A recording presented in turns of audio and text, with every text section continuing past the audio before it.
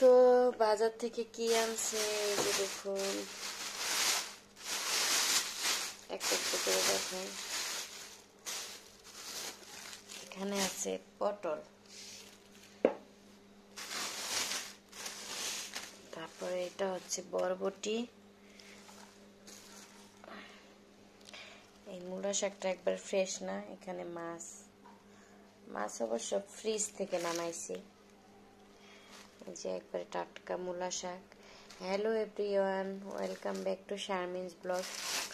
আসসালামু আলাইকুম, সবাই কেমন আছেন? এখানে আছে এই যে বেগুন, ফ্রেশ বেগুন, এই যে, তারপরে এখানে আছে এই যে আমরা, বৃষ্টি হইতেছে তো কতদিন ধরে, ভালোই হয়েছে বৃষ্টিটা, কারণ কতদিন ধরে গরম যা পড়তেছিল, আর ঠান্ডাটাও লাগে না, এই শীত করে এই গরম লাগে, এই পর্যায়ে আছে। এই যে ফ্রেশ একবারে আমরাগুলি ধুতে হবে, কারণ আমরাগুলি ভালো ভালো হয়ে গেছে।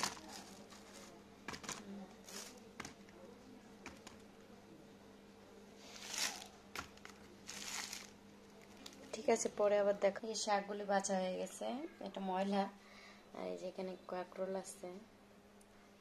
এই যে আমার ইলিশ মাছ কাটা হয়ে গেছে, অরিজিনাল পদ্মার ইলিশ। এই যে, তো ইলিশ মাছগুলি এখানে কেটে নিয়েছি, কেমন হয়েছে অবশ্যই বলবেন। ইলিশ মাছ ভাজা কার কার খেতে ভীষণ ভালো লাগে অবশ্যই কমেন্টসের মাধ্যমে জানাবেন। তো মাছগুলি খুব ফ্রেশ ছিল। আর এদিক থেকে যে কিছু মুরগি আমি বাজার থেকে এনে টুকরো করে রেখেছি, আমার মেয়ে আবার একটু মুরগি খেতে পছন্দ করে, তাই কেটে রেখে দিলাম ফ্রিজে। আর এখানে আছে পেয়ারা মাখাবো, পেয়ারা ভর্তা খাবো।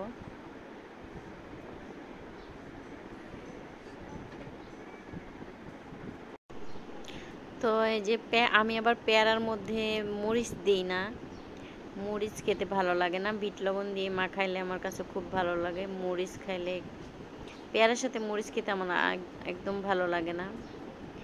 তো যাই হোক, আমার ভিডিওটি যদি ভালো লাগে অবশ্যই লাইক কমেন্ট শেয়ার করবেন। আল্লাহ হাফিজ।